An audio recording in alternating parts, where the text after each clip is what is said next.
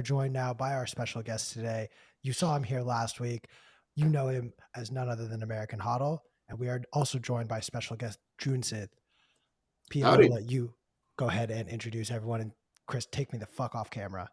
I do look like I have poop smeared on my camera. You do. And, I'm okay with it. I'm here for it. Also, I love that you as someone who has never met you, so excited. You truly look like you live in a college person's basement. As someone who lives in his mother's basement, I feel like I could say that to you. Yeah, no, absolutely. Yeah. I'm fixing it though, I promise. Lies. Hodl, you look good though. Thanks, man. Yeah. Do I? I don't know. Yeah, I put my chat window over your face. I was just saying that. I can't even see myself on the screen. No, am I well positioned? Now you're fat. Wait. I want to set the context because I feel like this is a travesty. Not everyone in the Bitcoin space knows who the two of you are. And so I want to take a moment to basically set the context and ignore Junseth's background, ignore the fact that there's clearly like a dead body in that closet wrapped in a carpet or something. Do you want me to get a green screen? I could do that. No. This is so much better. So much better. Oh, all right. Also, wait, what is happening with your mic, bro? Like, is that on? No, the mic is not the mic I'm talking with. This is just a got it. It's just there for image. Okay. I'm working on it. It's all good. It's all fixing good. Things. So I'm gonna do that too. Now I also have a ceremonial mic. Yes. Okay. This is the cord is not. You're gonna make me get like a third. Wait, I have another one over here. Here we go. Here's a shotgun mic just for no reason. I just want everyone to know I have COVID right now. This might be the last time I appear on video. Yeah, how are you doing, by the way, man? Are you still fucked up? Oh, I'm fucked up. 5 minutes ago, I was talking like this. So I did a bunch. I went to the bathroom, did a bunch of coughing. I hocked out a loogie the size of a football, and then I came on with you. There you go. He has a habit of getting people who are on their deathbeds because of COVID to somehow get off said deathbed and come join us here. So whatever he promised you, let me tell you, Junseth, he's not going to fulfill that promise. Look, I can be a compelling orator, but wait, okay, we got to do this. American Hodl, yes, friend. Twitter aficionado, raconteur, rapscallion. Mm-hmm. Can you tell the people whose lives are a pale shadow of what they could be, who you are and what you're about? Yeah, I'm a well-known Litecoin enthusiast. That's mainly what people know me for. Oh, Jesus Christ. What the fuck was that? I just think Litecoin's the best, and you should buy some. Cancel this man immediately. It's really cheap right now. Cut his mic. Cut his fucking mic. Just black him out.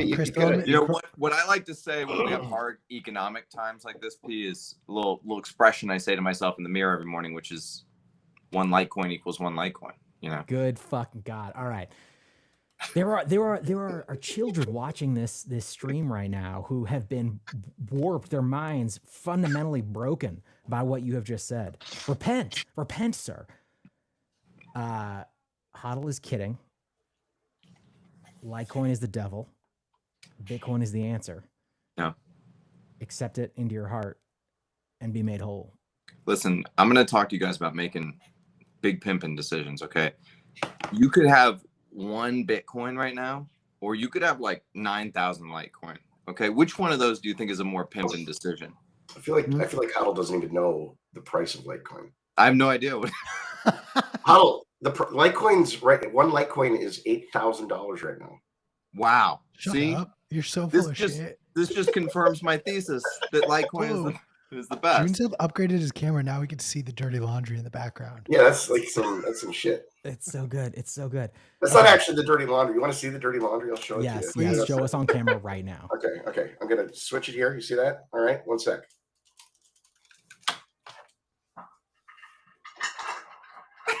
I half expected him to not be wearing any. That is exactly what I expected him to be wearing. Yes, let's fucking go.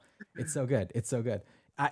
I'm excited to tell you, Junseth, that your background is even messier than mine. Everybody, I get a lot of messages that are like, man, you couldn't hear anything I just So, said. Fuck it, it doesn't What'd matter. you say?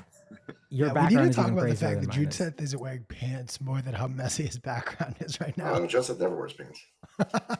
By the way, I'm Party also on the bottom, business on top. All right. I'll This join is the actually how I party. go to meetings. I'm also currently not wearing. Can you see? Oh, god damn it! Now I feel like I have to join in the How party. those are the wrong underwear. P, you are as a you're the Bitcoiner, last you one have wearing pants now. wow. We're pantsless. Listen, if you're not doing this interview in your underwear, okay, you're a shitcoiner, and you know that about yourself. Yeah, you got to Hodl. Strip You it, gotta boys. realize- Take off those pantalones. PQ. Pantalones. You gotta on. realize that the undies to wear are Under Armour undies, and if you're not there yet, I you're gotta get dumb. some. Yo, Yeah. those are way too nice underwear, Junseth. Like, come on, you could have sold This those. isn't the first Under time Armours. I've been attacked by an Under Armour maximalist, and it won't be the You last. you wouldn't even know until guys you are wear dicks. them. Until you wear them, you don't even know. All right. That's interesting. They're just the most I'll get some. comfortable. They're supportive. Okay. They're stretchy. So Listen, I can be talked into it. I was talked into buying several million Litecoin, so Yeah, well, that was unfortunate. Yeah. Hodl, And what? I took Hodl's advice last week. Sorry to interrupt you, P, but Wait, if you may recall, you actually highly suggested that, if you got a Bitcoin, go get your Bitcoin friend. Go get it. It gets lonely. Well, I took your advice, and now I'm a little perplexed because you're sitting here telling me I should have bought all the Litecoin instead of my Bitcoin. Listen, I'm just saying that Is that like getting your dog right a now, dog? one Bitcoin equals 17,000 Litecoin, and I just feel like it's a great value. It's just a good value right now. Yeah. So I can't do this with a straight face. No straight face is required. Hodl, what are you drinking? Juice. This is a Waterloo. I consider it the gayest of all. It's his last drink ever.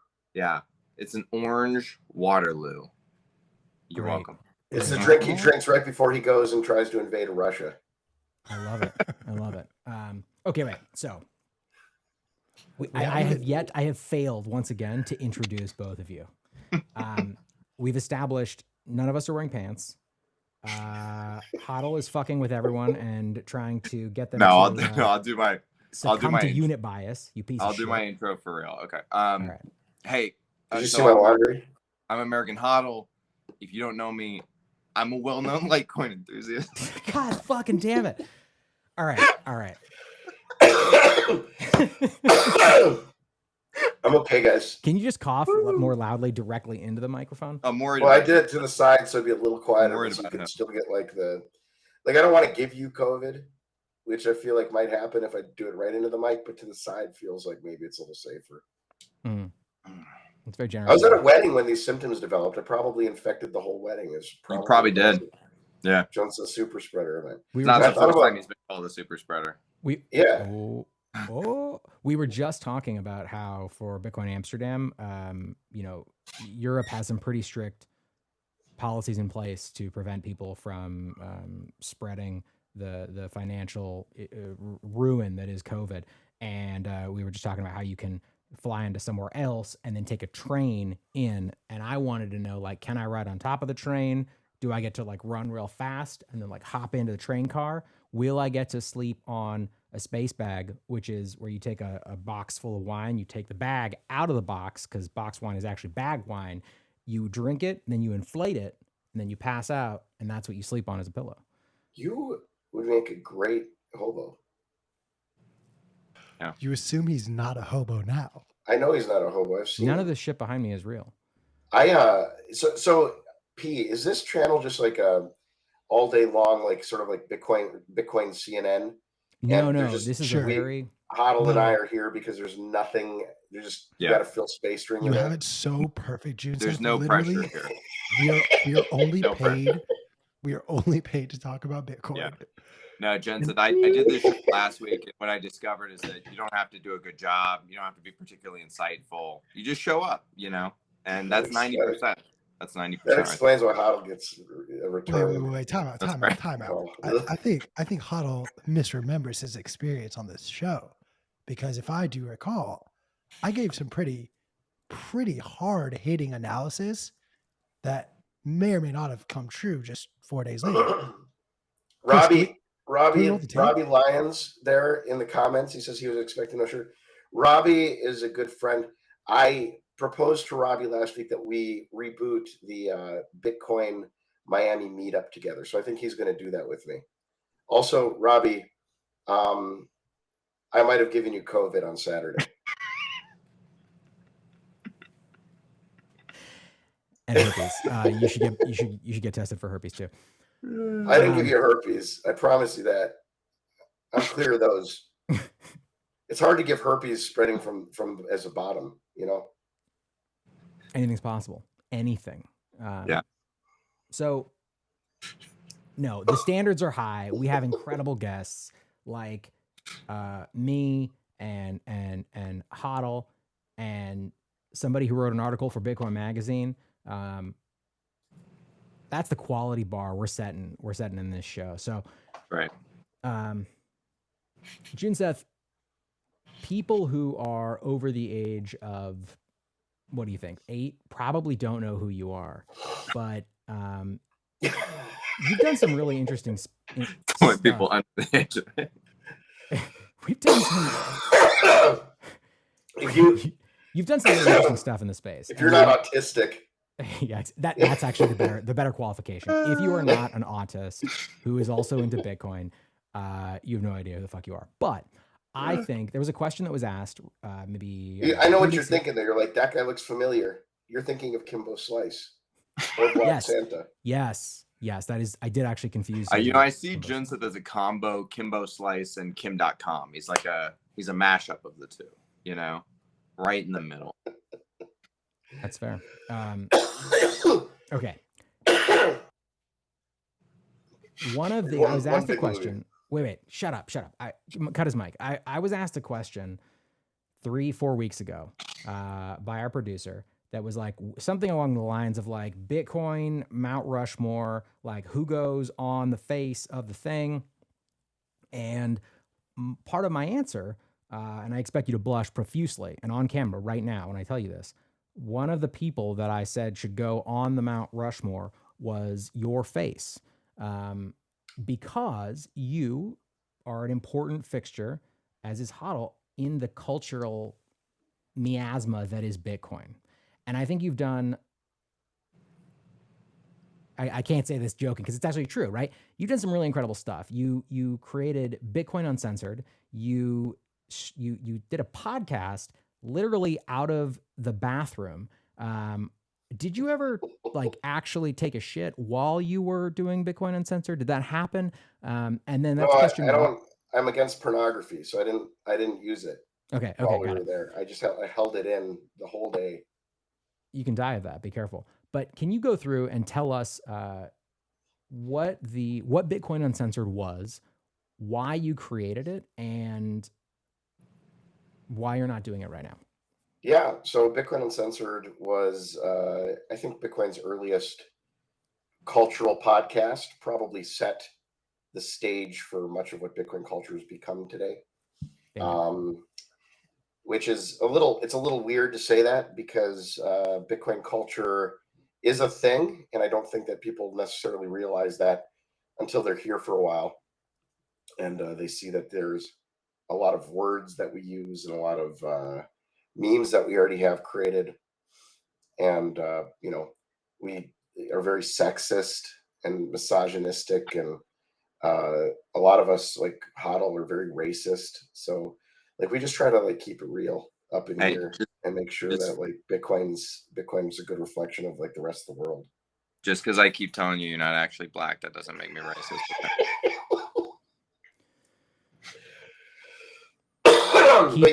Keep going. Well, so Bitcoin Uncensored. Just know you are outnumbered. By whites? No. Hodl is outnumbered by non-whites right now. Coloreds, yeah. So well, and you may be comfortable. You may be comfortable in a lot of other locations, but even our producer's white, but we still have you outnumbered because Junseth's on our side. I don't know what Q is. He's like a quarter black or something. Non-Persian. I'm an enemy of America. I am Iranian. Same thing. That's like Somalian light. there are all these culture rooms on Clubhouse that Junseth will go in and be like, I'm black, I'm allowed to say this, and they go, no, you're not. Yes, I am. Well, I get them. The key to it is you have to get them to establish that black people can't be racist, and then if they establish that, then I can say anything I want from then on, and then like they don't know what to do when when you say something very racist. So anyhow, so Bitcoin Uncensored. Wait, hold on. I want to take a moment here. I want to get serious for a second because I think this is obviously the three of us say all sorts of crazy shit on Clubhouse, Twitter Spaces. We really enjoy doing that, but I think it is actually an interesting.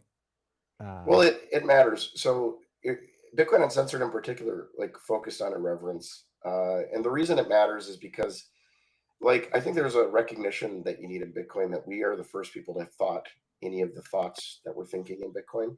This is a new kind of money.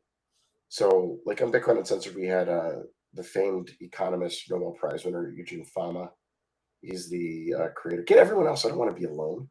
He's a creator. He's the creator. No, fuck that. It's not a monologue. He's a creator of makes you seem much more like a think boy when there you go. Yeah. front and center. He's a creator of efficient market hypothesis, which I think is a very important way to think about markets. But there are these like big economists, and they've never thought thoughts that we're thinking in Bitcoin, thoughts about proof of work and thoughts about whatever. So like early on, I remember Bitcoin Uncensored was with me and Krista Rose, my co-host. We were co-hosts.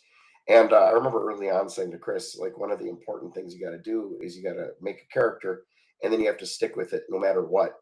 And I said, what has to be important in Bitcoin is if we're going to do characters, you have to pick a character that's irreverent, because you have to really live it. Because like if Goldman Sachs calls you or JP Morgan calls you and says it's time to like come talk to us about blockchain, we want to talk about Bitcoin and blockchain. The reason they're calling you is because they're out of options. So they have to talk to you. You're the only one that they'll talk to. So like the culture of Bitcoin, as I perceived it, as I wanted it to be made, was this group of people who, like, if you're the last option and you know it, you're the alpha male. You can walk in your underwear through like Goldman Sachs security, and they have to let you into the boardroom because who the fuck else are they going to call? Some like Don Tapscott, William Moogly Oogly, like these guys are idiots. They'll like bankrupt your company.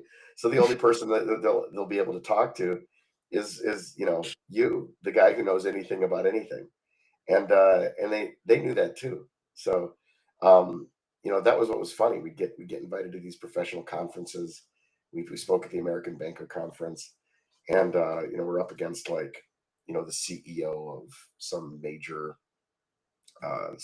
remittance company, and like Pantera Capital on the same discussion boards, and we're there with like shirts that say like Jesus saves bro, and like cats with colors like headphones on. So like it was just a very different, like the whole point was to make Bitcoin or push irreverency on the Bitcoin community, because like it is like the entire movement here is irreverent. It's new, and these like suit wearing scammers can go fuck themselves. It's true. Just keep Who's changing that shit? It's me. It's all me. Hodl, you're I hate you, Pete. I do what I can. I got to keep you on your toes. Junseth, one of the things that I liked about what you were doing was just like there was like a merry prankster quality to it, and like it was irreverent while being like hysterical, And I feel like some people have taken the message of irreverence and been like, I'm just going to broadcast my feelings about how I hate the Jews. And it's like, you're not being like irreverent, my guy. Like you're just being a dick now. Well, I don't denounce that. You should broadcast your hate of the Jews. Jesus. I knew where he was going with that. Like as soon as he started talking. Oh God. This is the last time I'll ever be able to be part of this. No, I don't hate all the Jews. You're a madman. Just some of them. No, you're right, Hodl. I think that I think that there needs to be an irony with the irreverence, an irony that's usually lacking. And if you don't do things with the irony, like that Jew joke, everyone knows that I don't hate all Jews. So it's just it's very. Keep saying all is the qualifier. The qualifier is what makes it worse. No, but I mean, for those that are super confused, the irreverence becomes so important because everybody takes everything so fucking seriously. Yeah. True. And being able, it's sort of like refusing to be put in the box that everybody expects you to operate within is a heady thing. It allows you to say things that nobody else will say, and I think you maintain that not friction, but that conflict in order to. I don't know. I don't really. Why is that so important? Why is it important to maintain that? Well, it depends. I mean, I always viewed Bitcoin Uncensored as art. So, and we've been in a postmodern era for quite some time. So if you know what postmodernism is, I think it makes a lot more sense where you have this deconstruction of everything around you, deconstruction of truth and lies. And so the question of what is truth is partly explored in Bitcoin Uncensored. It's actually a weirdly important theme. I hate to admit that there are themes because it makes it sound more intellectual than I ever want anyone to approach listening, because I don't think you get anything out of it if you listen to it intellectually. But one of the themes that is extremely important in BU is what is truth. And there's a great example of this. Like if you look, we got accused by Ethereum, members of the Ethereum Foundation, of sending death threats. So we got a call one day from CoinDesk, and they asked us if we had been sending death threats to the Ethereum Foundation members. And I mean, of course we had been. It's a thing that it's a thing that we are known to do, and we had to sure.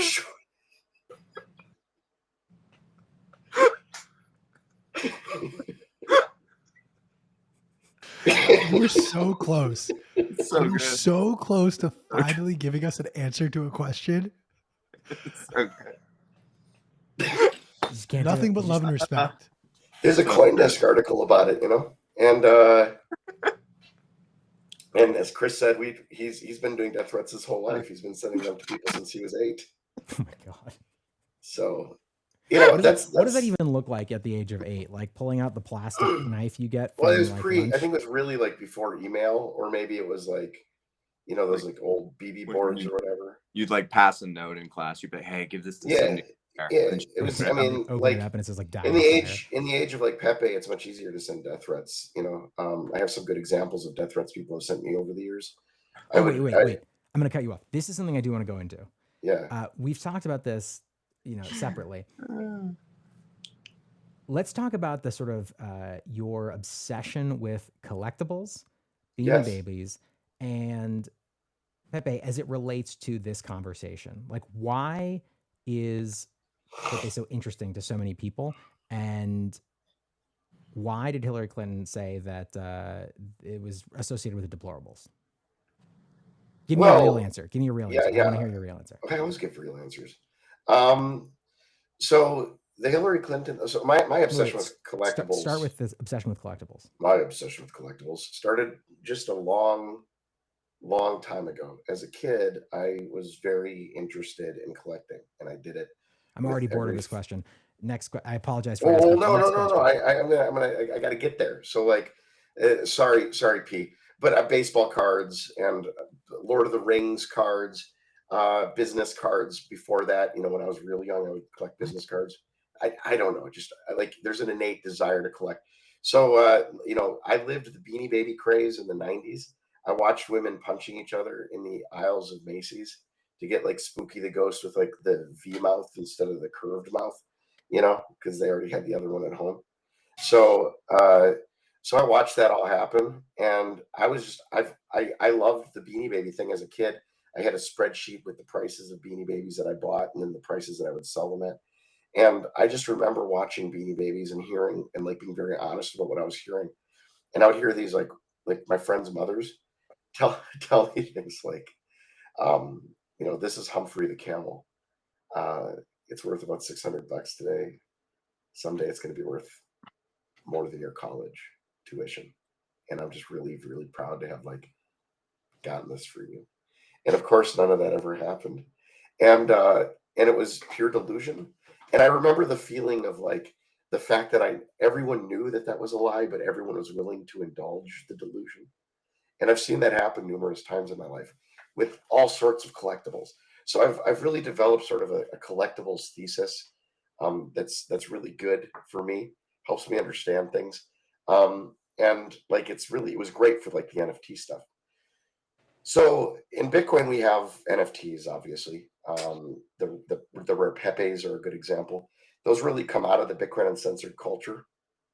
So sometimes I'll claim that I invented NFTs because they kind of do come out of the show, but really it was a team of like people that executed on this really simple thing, which is they put like, receipts on the blockchain, and then they put like images and like Imgur and a service on Bitcoin points to these images basically and says this output like is indicative of this image. So that's where the NFT thing really started. And I saw that. I just thought it was so fucking funny because it really was art. Again, a commentary on exactly what you could do with the blockchain. And it was just fucking hilarious. And it turned out a few years later, as we just saw, that's exactly what happened. Everyone did exactly what we thought they would do. So it's your fault.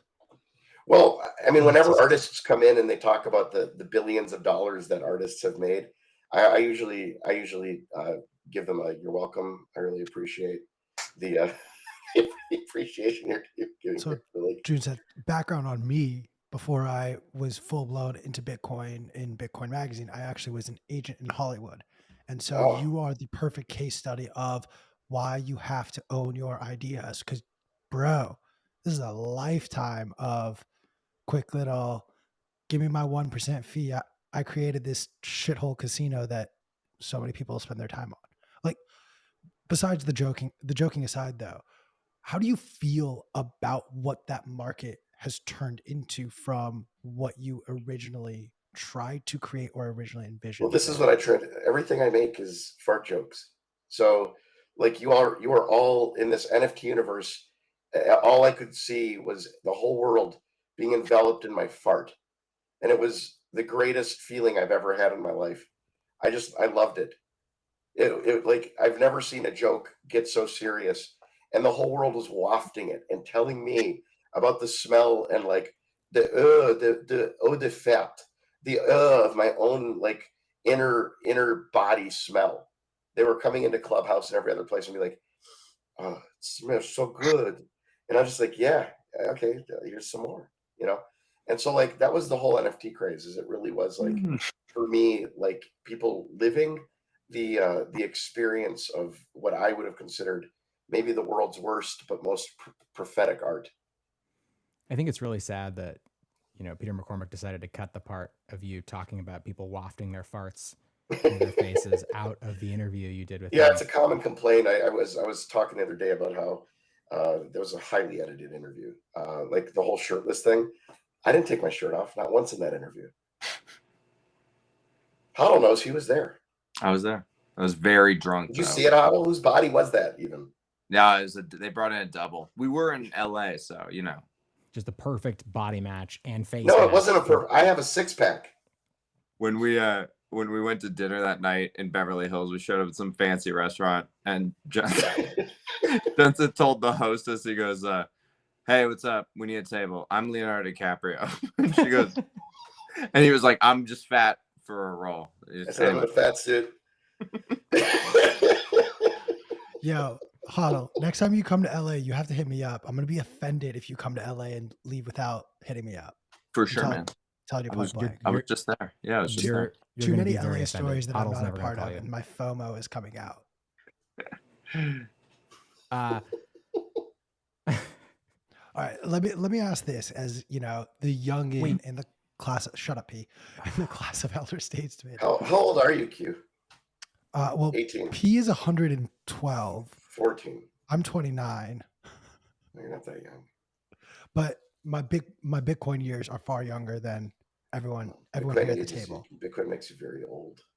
Mm-hmm. Hence the reason why P is 101 years old. Bitcoin's a logarithmic thing. It's real slow. It's like 1 year Sure. is like 3 years, and then like by year 4 or 5, all of a sudden, like every day is like 1 year's time.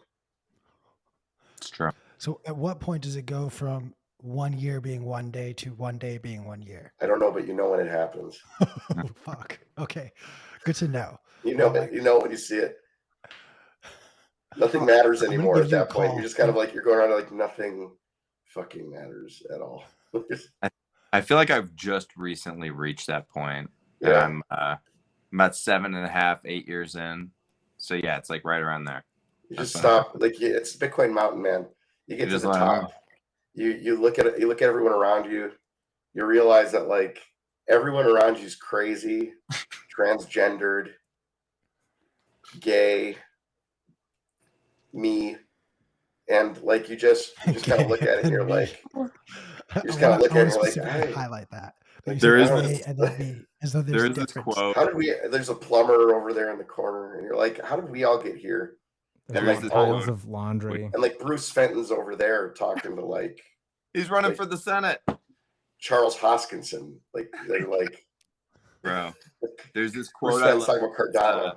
which is being early by 1 year will make you rich, and being early by 10 years will drive you insane. And I feel It's like true. we're on the insane end of the spectrum. There's you know? a Bitcoiner in like Thailand who's very wealthy who like lives in a hotel and just like pees on the floor. Is that what you aspire to, Junseth? I believe Me? that 1,000,000%. 1,000,000. I aspire P to being able to pretend like I do that. Like if I could live that life, like I would like to have I would aspire to be like, I'm gonna just pee on the floor, and then like, you know, people believe that like that is who I could be. In the way that like people believe Donald Trump might be the kind of guy to have like hookers pee on him in a bed that Right. like, you know, Exactly. Barack Obama once. I want people to think that might be who I could be. I mean, See, I don't think Trump would, because someone would have come out and said it. Like Well, they did. someone There's would a have whole been like, dossier about it. Everyone thinks that he did that. So like it happened, and people were like, yeah. He But he probably, might be the kind of probably guy did that. He Yeah. may not have. Yeah. But he's the but kind of one guy. of these women that who would've. peed on him would have been like, "Yo, I peed on Donald Oh, Trump." I Like see that what you're chick who saying. pooped on Odell Beckham Jr. came out and said, "Yo, I took a shit on Odell Beckham Jr. and his career has That never been the happened? same." You know, unfortunately, there are probably going to be more cautionary tales in Bitcoin because of the Bitcoin wealth driving people insane than there are going to be success stories. You know, Explain it'll that. probably be mostly cautionary tales. I think Bitcoin is like high level math. Do you buy that? wait. I want to mind what Hodl just said. Keep going, Hodl. Yeah, like, Well, are you do you saying mean in it's the like- sense of like, is it like winning the lottery and people will just blow it, or I think Junseth means it's like high level math in the sense like how chess champions tend to go insane. It's Is a that brain like- virus. Yeah. Like for some reason, the way that it makes you think, like if you get in and you start thinking about it, particularly because it's money, like you thought about money one particular way your whole life. And so I apologize, Pete, but I meant to plumb the depths of Hodl's comment. So like you think about money a certain way. It's paper, it's whatever. Like you're kind of introduced to concepts that you haven't really like strongly considered. So you get a credit card, you're like, I know that if I have my credit card, I got to pay it at the end of the month. But you're not thinking about like the fact that Yeah. these are like bank IOUs and like a check. Like you don't think about the fact that like it doesn't settle right away. You like hand them the thing, it's as good as settled in your mind unless you're like kiting and you like understand settlement a lot, more than other people. But like Bitcoin is like on a silver platter, sort of an entire financial system that forces you to deal with the reality of what is money in its entirety. And Yeah. like that breaks, for some reason, that level of depth in any subject seems to break people and make them retarded. Mm-hmm. It's like, have you ever been, Bitcoin's sort of like a language, like money's like a language that you think in, right? And Bitcoin's like a new language that we're all learning. And have you ever like had this experience where you've been really high and you've just like kept repeating a word to yourself? And the more you repeat the word, the less the word makes sense. And then you just deconstruct it all the way back through the origins of its etymology in your mind. And you're just like, what the fuck is this word? And then you just like, you either have to have a schizophrenic break at that point or snap out of it and just be like, yeah, that was weird. Yeah. It's kind of like that. I think the last word that happened to me with was bricolage. I was just Bricolage. It's like knickknacks. Just said it over and over and over again, and then I was just curled in the corner like in a ball, just Bricolage. I do think that interacting with Bitcoin changes the way you think, for sure. And especially the longer you've been in Bitcoin, the more you've been sucked into the black hole that is Bitcoin. Once you're past the event horizon, it's like things that were on the other side of the event horizon don't even make any sense anymore, And I don't know what happens next. I'm just along for the ride like everybody else. Bitcoin does represent sort of an event horizon. You're right. And like that's the thing. Like, I think there's another part of it too for many of the people who got wealthy. Like if you ever played like SimCity 2000 or something like that, and you had the fund code, you just type in fund and then you're done. You don't have to do anything else. So a lot of people bought Bitcoin early on, and now they're billionaires, and like the game is done, and they didn't even do anything. They cheat coded it, and that's a mind bending exercise that probably will turn you into like a socialist. To realize you did no work and became a billionaire. I love this comment that says, I came here for intellectual discussion on Bitcoin only to find 4 idiots talking about peeing on each other. Well, don't forget his follow-up comment to stick to the coders at Cardano. So I don't know how much. At least, look, if he was saying Litecoin, then maybe Hodl, you would agree with him and be on his side. Listen, pay me in Litecoin. You know what I mean? That's all I'm saying. Like, do not buy Litecoin. Like, yeah. So wait. Also, nothing we do here is financial advice. There's no financial advice given on this show. Give me super chats. I don't even know what that means. Here's my question. During this last bull cycle on Clubhouse, you would be one of the only voices of reason. And when Junseth, people would be, myself included, just like, fucking, we're going to the fucking moon. There is no cycle. And you would be the person that would be like, hey, look, you cannot tell, an older American who is living on a fixed income to ratio themselves into Bitcoin. And I find it really interesting that it's like being a contrarian. You're a contrarian in all ways and all times, and yet you are also infuriatingly right, or at least you were then. And I'm going to say you're wrong about everything else, but everyone says that all the time. The thing about, Bitcoin Uncensored is funny to listen to now because you listen, like, and I'm going to comment on BU and then I'll come back to this. You listen to BU, the commentary on BU at the time was, you guys are right about this thing, but wrong about everything else. You're always wrong. You're wrong. And then the hindsight of like 5-10 years, everyone goes back and is like, wow, there's like 80% of this is right. 90% of this happened. And I think it's like there's just a lot of things that are very obvious, right?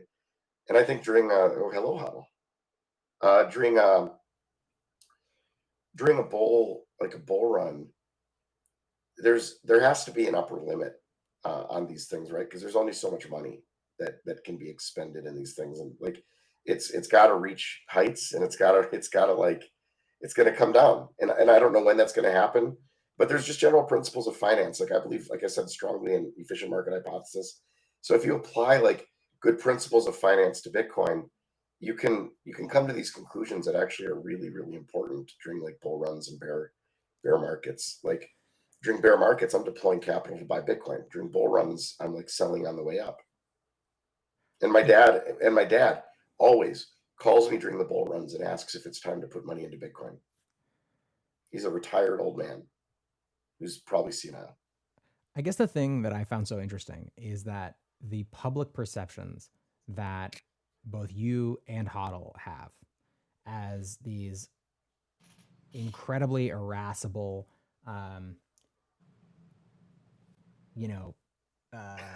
angry personas, in these longer form conversations, you actually were so, in very unexpected ways, compassionate, and would spend honestly hours talking to random people, really going into the nuances of these complicated topics. I personally just found that totally unexpected, and it was just very interesting to me. Well, someone has to combat the stupid P. I used to tell people, like, basically, like, judge me on my work because my personality is just for effect. Like, it's just a tool. You know what I mean? Being this way or that, like this type of humor, trying to shock people out of their predetermined like patterns of belief or whatever. Like, they're all just tools that you can use to try and get through to people. It's really fucking difficult to get through to people. And if you approach everybody in like sort of this one note, like, I love Bitcoin and Bitcoin is great and I want you to buy Bitcoin. I love you. It's not like, who's going to listen to a person who's like that? That's, I would never listen to that message. Like, well, I tell people to judge me, Hodl. Judge me. Judge me, please. I'm the worst person you've ever met. I'm a neo-Nazi, a white supremacist, misogynist. Yeah. You name it, I am it. I'm a transgendered cis white male who's also black. Not transphobic, like, you meant.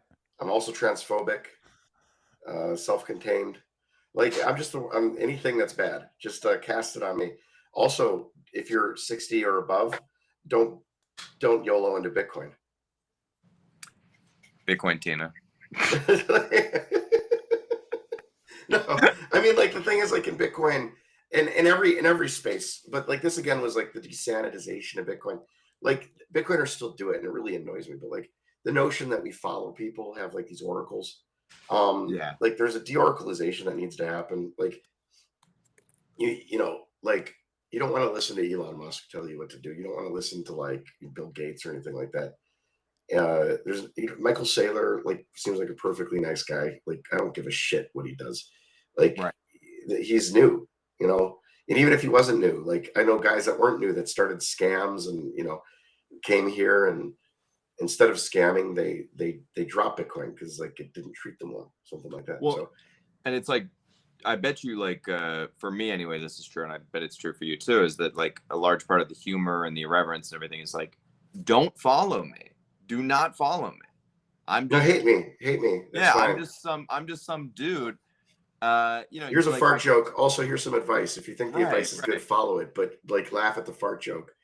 Like, these are all really like very important aspects. I think just in life in general, like this idea of the oracle is very dangerous, especially to movements like Bitcoin, because like, for all the paranoid autists that are here who believe the CIA is in control of everything, they sure do give the CIA or whoever the hell wants to a great vector of control just by believing every important person who's new, like, oh, Elon Musk now. Oh, like, oh, this week it's Saylor, next week it's Kim.com, like, whatever the fuck it is. But these people, they just love following these like oracle, these famous individuals that come to Bitcoin. Why would Gary V know what an NFT is? Like, why would he know more than you? He just got here.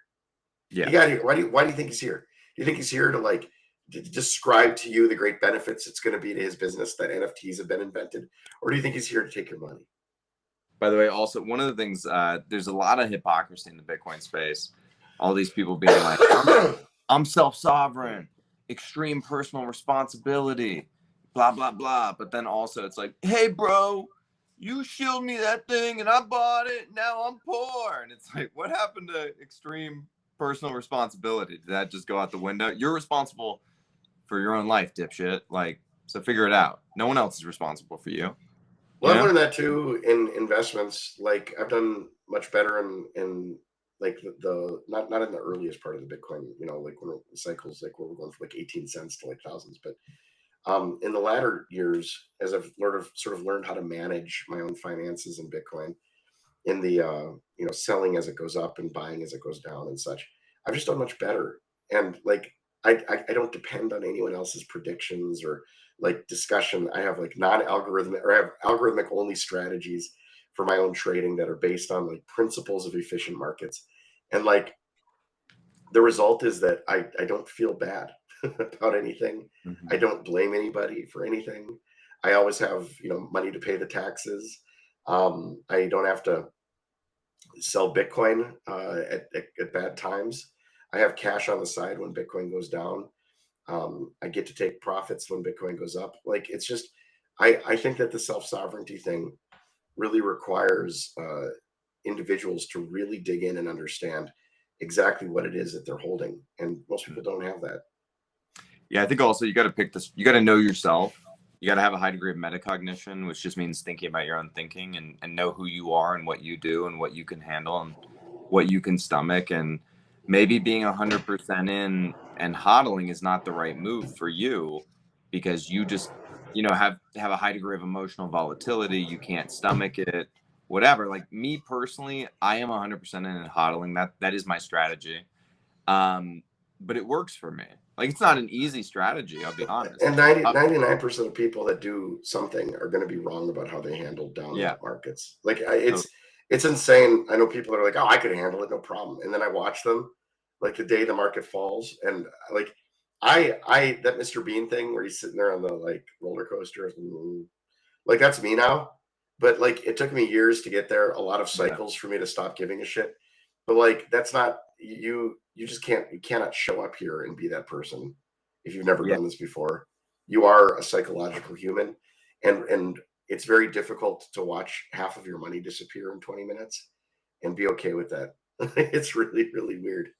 Totally. You show up here as a unformed block of marble, right? And then like over time you get chiseled away at, and then you become really whatever you're gonna become. You know how it is, you sit your family down, you're like, okay guys, really excited. Your father has made you all the children of a millionaire. We're worth a lot of millions of dollars. So congratulations to all of you for picking me as your dad. We did it, guys. We did it. And then like 3 days later, he said, like, hey guys, we're impoverished. We have nothing left. We can't afford Snicker bars. I know what I said the other day, but like it is off the table. No vacations. Disney's gone. You're going to move into that mansion. Not happening. I rescinded it. I actually let them keep the down payment. We're not doing anything. And then 2 days later, you're like back. You're like, guys, we've made it. We're double what I told you 2 days ago. Great. Like then the next day, guys, actually off again. It's all gone. Everything's gone. Like, how do you handle that emotionally? Like you think about like I literally this would be a great like Bitcoin skit. Like this is just me. I'm just actually that person. I gave my wife a speech when we were at like 69K. I was like, listen, I remember I was sitting at the kitchen table. I was like, you don't have to work. No one has to work. I was like, I am just better than everyone. I'm just right. Everyone else is wrong. I'm never going to listen to anyone ever again. Only myself. I'm the only one who knows what's real. And then like it drops, you're like, babe, we have runway enough for like 4 years. We gotta hope weeks, that like 2 weeks ago, I was like, so the pool guy, I can probably put the chemicals in myself. Like that's not a big deal. Food delivery, grocery shopping apps. I'm gonna go do that. I was like, I'll start doing the cooking around here. Like, don't worry about it, babe. I got you. honestly, like we get what, a maid every day. Let's bring her down to once a month, and we'll just keep things tidy in between. Clearly, Junseth, you got rid of the maid like in the last bear market because your house is. Well, I usually have a green screen to cover this up. I just have green screens everywhere, so my wife doesn't know what the house looks like. But this is how she interacts with you through. You're like, we can't have a real conversation. Interact with you through the podcast. No, this is so what's happened is in our right now we have COVID, so everything's excusable. But what's happened is the rest of the house, we live in a tiny little spot. I have a little 1,100 square foot apartment. Part of my investment thesis, very simply, is that houses are the quickest way to delete your future wealth. And so we have a very small home. My housing budget per month is about $1,000 total. Never say a number. It's about $1,000 total. For each you and your wife, or just you, like Total. combined? So Where in the fuck can you get a place for $1,000 a month? Mind you, I'm coming from Los Angeles, so Yeah. are you in a box under the freeway? this is just a very elaborately painted set behind him. It's all just cardboard and nothing else. No, I mean, like, you know, you can find places in Florida. That's where we are. But you get a 30-year mortgage, you amortize it out, and you look at it, like, especially when the interest rates are very low. And you know, like, these were just cheap places. So, you know, at some point we'll probably buy a nicer one, but it's just like a lot of people buy these big houses, and if you do the math on how much you delete over time, particularly from like a Bitcoin sort of point of view, the amount of growth you're giving up over time is humongous. And like, there has to be a time when you're willing to kind of give that up. But it seems like if you can push that off as far as you can, and have, what is it, a high time preference? Is that the right one, or low time? I never remember. It's the opposite of what I think. So it's a middle time preference. A middle time. You'd have a middle time preference. If you can have a time preference that pushes out the desire to purchase something big, like you just end up a lot wealthier. So like, we have a very small place, and the room that I've ultimately set up in here is kind of my the room where all the mess goes from the rest of the house, just like the computer room. So what were the kind of psychological profiles of people, or even just for yourselves, going through the various halving cycles? Like, what was your conviction level, personal beliefs around whether or not you would be eating cat food in the future? Like, starting from first cycle, second cycle, third cycle. Junseth can go first because he's seen all the cycles. I've only seen 2. So I've been in a weird position, I think, because Bitcoin has always felt expensive to me at all times. I've said this to other people. When Bitcoin was 18 cents, I was sleeping on air mattresses and barely paying my electric. When Bitcoin was $7, I was, making enough to eat ramen. When Bitcoin was like 14 to 200, I was, my first business was just getting off the ground, and kind of tapping out. When Bitcoin was at 1,000, that business was kind of like clear to me that wasn't going to work out. When Bitcoin, and I started another one, it took another 7 years for that to really get off the ground. Like, Bitcoin for me at like 30,000 was very expensive, and now it's very expensive. It's always kind of been the same type of expensive in terms of like my own ability to buy it. So like, for me, I've always felt very much like an observer of Bitcoin. Like, I'm a participant in some ways, but I've always felt very much like an observer. And I think that was kind of crucial with the BU stuff, because in some ways we were the Madden of like of Bitcoin. We would just kind of laugh at people who had really bad takes and stupid thoughts, and then announce it, and just like kind of announce the game on the field.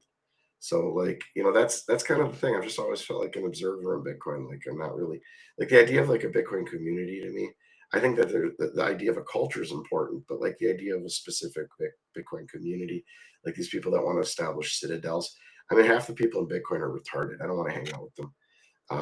So like, they're autistic, they're dumb, they're like, hot chicks that are here to like get my money. Like there's very few people that are like worth my time.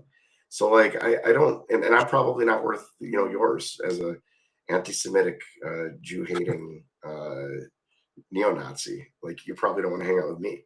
So like, or maybe you do. I mean, we do. I guess you are Persian, so you and I probably have the Jew thing in common.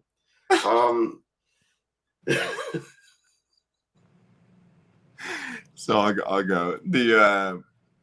I came in. Luckily, I had been aware of Bitcoin 2011 to buy drugs on the Silk Road. I didn't end up going through with that because sending drugs to yourself through the mail was a felony, and I was like, no thanks. So I didn't end up buying the Bitcoin. I probably should have. It was like $7 at the time or something like that. Then in 2013, my buddy came to me at the bar and he was like, bruh, remember those Bitcoins? I was like, yeah. He's like, they're $1,200. I was like, oh, this was my chance to get rich, and I blew it, right? And so I spent the rest of my night nursing my beer, but I knew enough to know you don't FOMO in at the top of something. So I waited. And then I saw, like, you know, post Mt. Gox collapse that Bitcoin is trading like low 200. And I was like, cool. And that was a good time. So I started buying Bitcoin then, rode it up 20K in 17, rode it back down. And I think that's the part that's most analogous to where we're at now, I think, is in 2017, or sorry, 2018, like late 2018, when the price bottomed around 3,200. It felt very similar to how we're at now. I'm not going to call a bottom, but like 17K felt like capitulation to me. And, you know, there was just this sort of internal sense I had that like nothing has changed. Nothing is fundamentally different with Bitcoin. In fact, Bitcoin got stronger because it just got through the block size war or whatever. So I'm going to batten down the hatches. I'm going to stack more Bitcoin. This thing might not come back until 2023, 2024. That's what I was thinking at the time. And I was like, I'm just going to go the distance with it and buy as much Bitcoin as I can. That's what I did. And then that was sort of when I became American Hodl, because I was like, I need to rally the troops. Everyone needs to do this in unison. And so then I was like out on Twitter being like, stack your fucking coins, you pieces of shit, whatever. And just whatever tactics I would use to make that happen. And Paul Revere. Yeah, kind of like Paul Revere style. And then now when we're stack your shit. It's almost like Bitcoiners are playing a game of chicken with the Federal Reserve, and hodling is you just not swerving, and stacking is you pressing the gas harder, right? But if you panic sell, you swerved like a little bitch and you've lost the game of chicken, right? And I think in order to win a game of chicken, you have to be willing to die. Those are the people who win the game, right? So if you just go, listen, I'm going to put all of my net worth into this, and I'm either going to be fucking poor as shit or rich as balls, and there's not going to be a middle ground. Like, that's where I'm at. And you have that level of conviction, like, now's a great time for you. A good game of chicken always ends with either one winner or two losers. Exactly. Because they both die. Yeah. One winner or two losers. It's like Russian roulette. Yeah. I'm just having this vision in my head of like two chickens running full tilt at each other. I read the whole Wikipedia article this morning on the why did the chicken cross the road joke. Ooh. Where did it come from? Would you like to? It comes from some like almanac from like the 1800s or 1700s. It's actually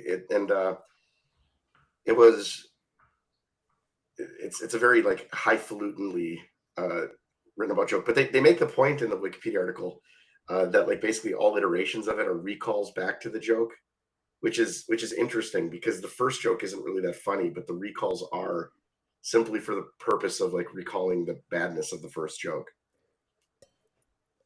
But then there's also good iterations, like why did the chicken cross the Mobius strip? So is the original joke just why did the chicken cross the road to get to the other side? Basically, yeah. That's the original joke. Yeah. What was your favorite variation? I like why did the chicken cross the Mobius strip? What's the answer? Did you get to the same side? I don't like that joke. Yeah. It's like attacked, angered. That's honestly very autistic humor. I don't think I've ever heard a good version of that joke. They're not good. None of them are good. Yeah. Yeah. My favorite joke is why did the chicken cross the playground? Why? Here it comes. To get to the other slide. Ooh. I remember that from when I was like 4, bro. I didn't see that one coming. All right, fair enough. Hodl, what's your favorite joke? Oh, my favorite joke is knock knock. Who's that? 9/11. 9/11 who? You said you'd never forget, bro. Oh, he got you. He fucking got you. I like that one. It's a good one. P, you want to know my favorite joke?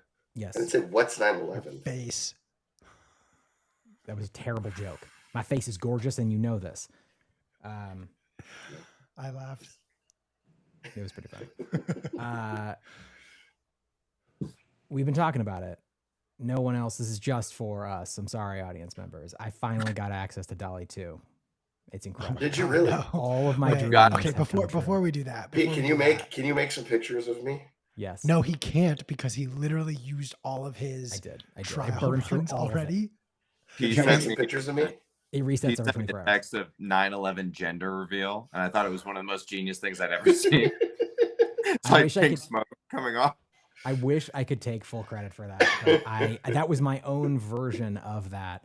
But I saw the prompt from somebody It was else. funny. But All right, fun. if we don't get canceled by the end of this stream, I'll be very, very proud of Bitcoiners out there. no, we're gonna edit Oh, all you this won't out. get canceled. You won't get canceled. Don't worry. All right, I want to hear a little bit more like story time. Talk to us about these market downturns in the past. Junseth, you've seen them all.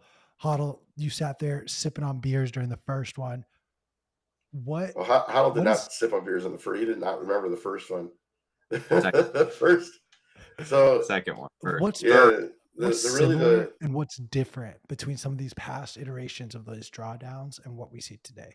well, let me take you through them as I recall them. They're all very different, and this is what like is frustrating because like in every rise up, the fervor is the same. Like Yeah. American Hodl comes out and he goes, "We're gone to 1 billion," and I got to be like, Hodl, pull your pants down. I got to grab his penis and kind of keep him like on Earth, like a balloon handle, string. Yep. It's very thin True. penis, and but like that happens during every rise up, and the thing is like it's hard because you don't know when these things are going to hit a top. You just there's no indicator. So I remember the first one was like there was a story on NPR about Bitcoin, and right after that story, like Bitcoin, and I think it was right around the time of like there was a couple of other things that were happening around, but the way that I remember was NPR, and it shot up.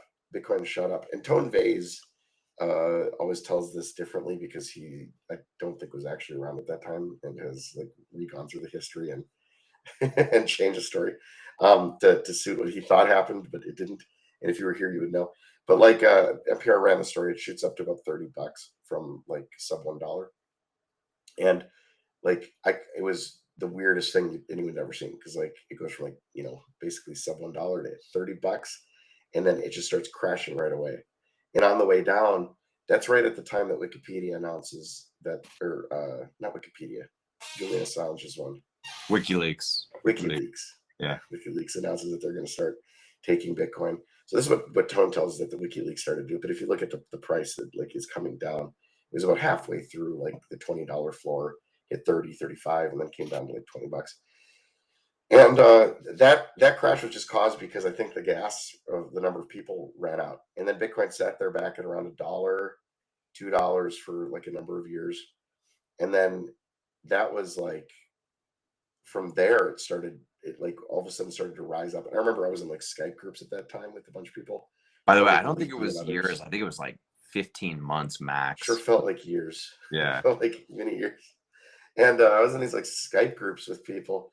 I remember when this is around the time that like Bitcoin Magazine actually got transferred over to Galipi, because this would have been right around the pirate for. I know you're looking confused, and you're like, Tony Galipi owned Bitcoin Magazine, and the answer is yeah, he did. Well, hey, like, I know that Vitalik, the only good thing he ever invented and created was Bitcoin Magazine. no, he did not. He didn't. That's a rewriting of the history. Oh, interesting. Complete lie. He was just a writer. He was an early contributor to Bitcoin Mag. Complete and utter lie. He just wrote a few articles here and there, and they wrote him into the history. The early history of Bitcoin Magazine, it was owned by a bunch of Bitcoiners, a group of guys, and one of whom was a guy named Matthew N. Wright. And Matthew N. Wright, have you heard his name before? He's been written out of the history of Bitcoin. He was a guy in Korea. And Matthew N. Wright was kind of a prankster, Also kind of an idiot, just a prick, but I liked him. He's a nice guy, nice enough, and early Bitcoiner. And he was one of the big owners of Bitcoin Magazine, like one of the major owners, probably even instrumental in Bitcoin Magazine. And Pirate at 40 was having some trouble paying bets. Matthew Enright created this bet. He said that, I think it was September 14th, he believed that Pirate at 40 would pay off this debt. September 14th, what, 2013 or something, 2014, maybe probably 2013 or 2012. I don't remember what year it was. You can actually find the spreadsheet online still, I believe. Matthew Enright's spreadsheet, and who's on it. You'll recognize a lot of the names. But he made this bet. I think it was for 10,000 Bitcoin or $10,000 worth of Bitcoin. I don't remember exactly. But that he said that Pirate would pay off this, any of the debts that he owed. And that date came and went, and it didn't happen. So everyone called on Matthew to pay his debt. And at that time, all of the management of the community was done on the Bitcoin Talk forums, and you'd get a scammer label. So Matthew had volunteered to get a scammer label if he didn't pay his debts, if this ever actually came to pass. So when Pirate didn't pay the bet, didn't pay off his debts, Matthew owed this stuff, and he said, "I was just kidding. I was just doing it to show you guys how gullible you are and how quickly you listen to someone who's gonna like make an offer that's bullshit." So he didn't pay. So he got the scammer label. He got pushed out, and the result was a giant mess with Bitcoin Magazine. That in a small community of Bitcoiners required an unwinding, even though this seems like a relatively small scam that wouldn't really roil much today. In a small community, it was huge. So Bitcoin Magazine was ripped away from him, and Tony Galipi stepped in, financed it, bought it, rebranded it, and did a number of other things until eventually David bought it. I don't know who David actually bought it from, but I imagine it was Tony. And Vitalik had literally virtually nothing to do with any of that. He got rewritten in later. So he wrote himself in, almost Someone like wrote him in. Probably Tony. Interesting. But it's all bullshit. Like Vitalik has used that as like an affinity piece. He did nothing. Vitalik did nothing. Remember, find Matthew Enright. Find the history of Bitcoin Magazine. Junseth, maybe you could enlighten some of the new users because you'll remember it better than I do. I was a noob at the time, but you could tell people about Vitalik's quantum computing scam that he was running. Oh yeah, Vitalik used to go around before Ethereum, and he was pitching quantum miners for blockchain. Yeah, you can find this online. There's a couple instances of him pitching it, and he's Vitalik's kind of a retard. He doesn't know what's true. He claims to be good at math. He claims to be all these things, but the truth is he's just willing to kind of like repeat any scam. So he's been used over the years by people who are a little bit more intelligent than him, and who see the genius in like using an autistic child in a way to like pump the price of something and to be sort of rendered a divine entity. This goes to the Oracle problem we were talking about. Like earlier. Joe Lubin, Yeah. Well, Gavin Wood, Gavin Joe Wood. Lubin. Joe Lubin's a latecomer, but Vitalik, I think, was pretty well aware. I think he knew that Ethereum wouldn't work. In fact, I'm fairly certain of it. I told him numerous times. Told him harshly enough that he wrote an article, not naming me by name, but he wrote an article coining the term Bitcoin maximalism after having a big blow up with me and Chris. And so we always like to say, and it's true, like he almost certainly wrote that article as a result of discussing with us. So we are the first Bitcoin maxis. But that's a super interesting story. How did the term Bitcoin maxi become a thing that was kind of reclaimed by you and others in the community? Well, it was instant, P. It was instant. Yeah. So Vitalik came in. We used to a lot of things. So in Bitcoin, there's been these communities around which like a lot of activities occurred. So Mircea Popescu had the Bitcoin Assets Group. He died last year, as you remember, in a surfing accident. Rest in peace. Allegedly. Yeah. I think for real. I liked him a lot. He's a very good Bitcoin troll, despite probably being the worst person in the world. I've done my best to be worse than him, but I don't know that I've succeeded. Yeah, He went on to see our Lord and Savior Hitler, and like I think that he'll probably be doing very well there in Hitler heaven. But straight face is hard today. Keep it. It's the going. COVID. It's Keep the COVID. it going. Okay, so yeah, there were these little communities, and one of the big ones was the counterparty community which we had on Skype, and Skype was where, like, basically what would happen is you'd have these floaters around, and you could sort of summon people into these communities. So like Bitcoin Assets, for example, one time I came up with this meme that took Bitcoin by storm, and it was the space ghost with the words, "I'm new to Bitcoin. I just heard about Bitcoin. I'm here to fix it." So Murcha puts on his blog Trilemma. He goes, "Who came up with this?" And he puts that up there, and so I go on there and I'm like, "I did." And so they invite me into Bitcoin Assets, and I go in there, and it's like very clear within like 2 minutes that I agree with nothing these guys believe, nothing. But we all liked the meme. But like nothing. They were like, end the Fed. We're full anarchists. Like, end everything. Like, just crush society. Like, Bitcoin Core is awful. We have our own implementation that we've written from like binary. Like, we are the best,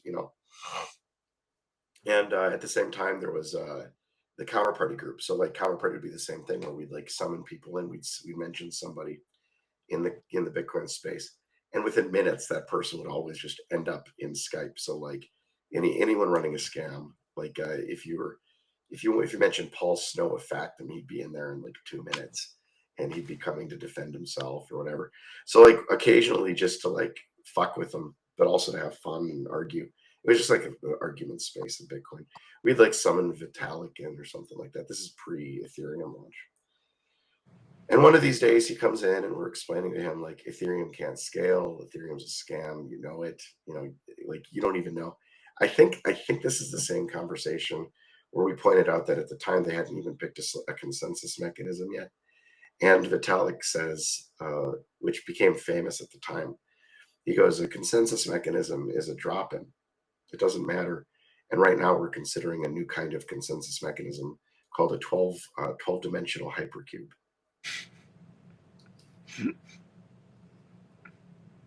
Like, is he just trying to be the villain from a Terminator movie? He's just a lying, scammy piece of shit. Yeah, that's all he is. Vitalik is a scammer he's doing a. Do you know how Elizabeth Holmes did a female Steve Jobs impersonation? Yeah, dude, she had that black sweater. Vitalik Buterin is doing a skinny Linus Torvalds impression. If you don't know who Linus is, Linus is the lead maintainer of Linux. And if you watch his interviews, it's obvious that Vitalik is doing an impression of him, trying to be chief nerd.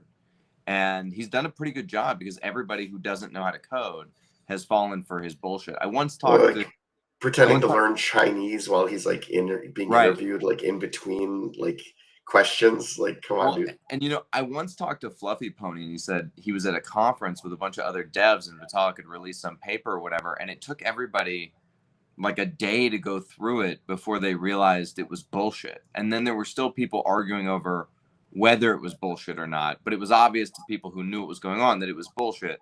And Fluffy Pony told me, he goes, I don't know what skill that is, but I know I don't have it. Like, the skill he has is getting smart people to be confused about whether they know what they really know or not. Right? Well, you might call it like the airport road skill. You know how airport roads, like near airports, or like they kind of like go right along the highway, and there's always the post offices there. It's like that. It's like they're able to like build this road right along the main highway intellectually. That like sounds just like you're on the highway, but you're not quite on the highway. So like it's just off enough that maybe your like GPS gets fucked up and thinks you're on the highway, but you're not. So like your brain kind of does this. It's like those are words that I know. he kind of put them together kind of correctly. It's true. Maybe if I give him the benefit of the doubt, he's like saying something that like makes sense if I like just kind of twist it and like try to no, but maybe like me, you know, and I do this a lot. Like I know some Chinese words, so I'll just say a bunch of Chinese words like all at once. And Chinese people look at you like they're like, I know you're saying Chinese words, but are you saying I don't know if you're saying anything. I don't know. Right. And they kind of like are very polite about it and give you the benefit of the doubt. But no, I think that's what he's doing is essentially just saying words that like mean stuff and they're close enough in like proximity to these other things that mean things that people are very confused about it and they think that they might be the stupid people. Yeah, and Vitalik looks the part. He looks like somebody who would be a super genius, and he certainly plays that up by wearing cat t-shirts and rubbing his boogers on the wall and, you know, whatever, and having these like little spindly arms. Somebody told me they were at an Ethereum meetup where they all went swimming, and Vitalik almost drowned because he can't swim with his skinny arms. And I was like, yeah, of course, that makes total sense. But if you look at a guy like that and you're just like a normal bro who just heard about NFTs, you probably look at that guy and you're like, that guy's a super genius, you know, like he's one of these weirdo autistic nerd guys. Like, totally, I'm going to buy this Nazi racist monkey picture called a Bored Ape Yacht Club. Welcome to my world. So where do we go from here? What I mean by that exactly is where. To the moon, P. Haven't you been paying attention? I got a question for these Where two. do we go Q. from here? We've entertained this concept once before on this show, and there are theories swirling all around Bitcoin that there is the possibility that once ETH officially fails, that Vitalik will make a triumphant return to Bitcoin. I'm going to be triumphant. He was never respected here in the first place. That's So true. I want to kind of unlock, like, what would that This look isn't like? Would he be where welcome? we intend it to be. Listen, we can't prevent, you know, Vitalik from doing like a ETH side chain that's attached We to had it all. You believed in me. Junseth. But he's certainly not going to be welcomed back into the community, you know. I believed in you. But it seems like that's what he's trying to do with this. Like, he had this whole tweet storm pretty recently where he was sort of like, it's come to my attention that maybe I had a thought this one time that perhaps He does the this. things that I'm saying. Does this. Me and Junseth have been watching him for a He's long time. hedging. That's all he's doing. He hedges. He puts out these tweets, and then later he goes, "See, I was being reasonable when everybody else was being, you know, whatever." What can you do about it? Of Ethereum at $7. Do you remember that, Junseth? Yeah. Because, yeah, and he was like, because he knows. Yeah, he knows it's bullshit. What can you do? What can you do about a guy who spent his entire like teenage years building a scam, his entire 20s writing complete bullshit academic works that mean literally nothing? Like he is. Have you ever seen Pete's Dragon? The original? No. There's a snake oil salesman that comes into town. It's a great scene. But like Vitalik is that. He is the like snake oil salesman with like a wooden cart and a bunch of like remedies on like shelves. That's what he does. He spent his entire 20s writing papers that are verifiable bullshit and pretending as if he was like a cryptographic genius. And there's a lot of people who would feel betrayed by him moving over. So there will be no love lost there. Yeah. And I've said this before on the snake oil metaphor. Like I think Bitcoiners resent him. What a Bitcoin maximalist is they're a person who stands next to the snake oil salesman and they go, this guy's full of shit. And then they just stand there all day long right next to the guy. He's like, this elixir will cure your AIDS. And then we just go, no, it won't. It's a bunch of bullshit. You know what I mean? And then people hate us for telling the truth. Like that's basically what it is to be a maximalist. How do you know how that's how I started in Bitcoin? Like that's how the Junseth character was originally developed. Yeah. I was at a Coins in the Kingdom conference and there was a Ponzi scheme that literally sponsored it. It was called Bitcoin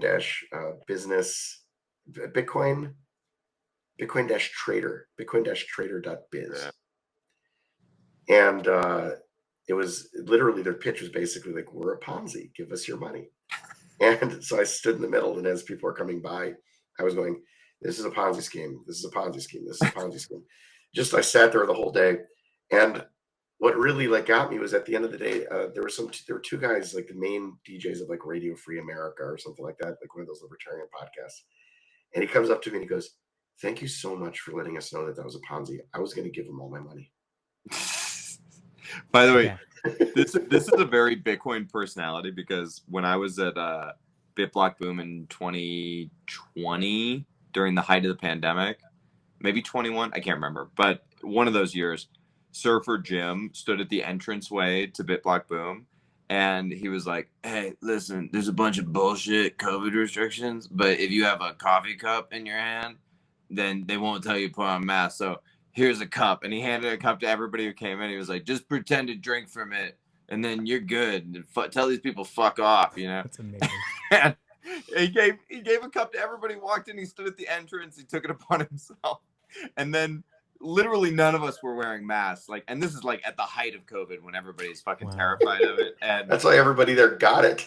Got it. It was so, well, yeah, we all got it. Actually, we all got it the next year. We got it the next year, not that year. We were good that year. I'm good now. I mean, like, I'll go this year. I'll be fine because, like, I'm inoculated. Well, until you get the next variant. What's the next one? Yeah. It's like, yeah, do you even know? Like, are you working with Omicron here? Are you working with Delta? Like, what flavor Omicron you first, got? yeah. Jumicron. that's right. Futurama, great show. Love it. Okay, so we only have 5 minutes left Why? because we have another segment. We have Fed Oh. Watch. I take that passion as Junseth will be back. I will admit I have never laughed this hard in the middle of an episode so much that I'm sorry, I can barely tell the jokes, you know? I didn't even write any for this episode. Which only excites me for when we actually have you come on when you're like at 70% strength. Oh, I'm at full strength.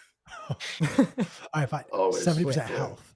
Sometimes I'm at 180% strength though. So like that's when you want me.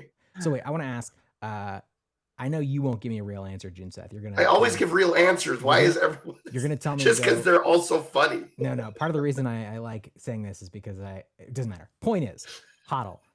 Yes. Why have you left Twitter? It's a barren wasteland right now. We want you back. Yeah, I just don't think it's very smart or good or funny or interesting. I thought it was for a while. You know, I thought I got a lot of value out of it. And now I think it's like basically full of losers. There's a lot of people who have like 0.4 of a Bitcoin and they're like, "I'm going to have a castle that I live in with like a bunch of hot chicks and a Lamborghini. And I'm going to tell the government to fuck off." And They you're might like, though. You never know. okay. Is it? Are you you're like basically like, are you a WWE character? Like, what's happening here? Like, this is kind of gay, you know? Like, that's what you think? Really? You think that? It's not. It's a weird fantasy, you know? I do have to point out that what you just said verbatim is what the first message you sent me, and you were dead serious.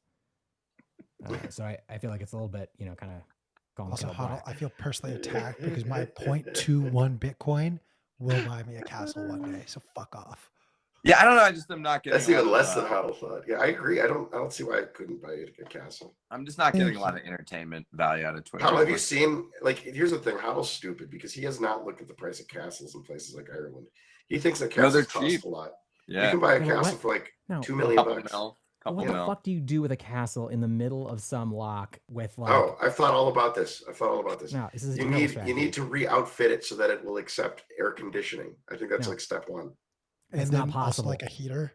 It's maybe? not Yeah. possible. There's gaps Central heating. everywhere. This is like my fantasy when I was 5 of like living inside of an Atlas or a Nike missile silo. I was like, it's gonna happen. It's gonna be fucking dope. And then I looked all over the country and it's like, look, only 80% of them have chemicals in them that will definitely give you cancer. The other 20% are full of dead animals. And then the remaining 5%, that's 105% total, are just caved in already, or there's a homeless person. P, what I always wanted to do was build like a regular sized house on top of a missile silo, like just a small little like homestead, That doesn't like a make any sense. 2-story like small little homestead on top of it, and then like the basement door opens up, and then it's like 12 stories down.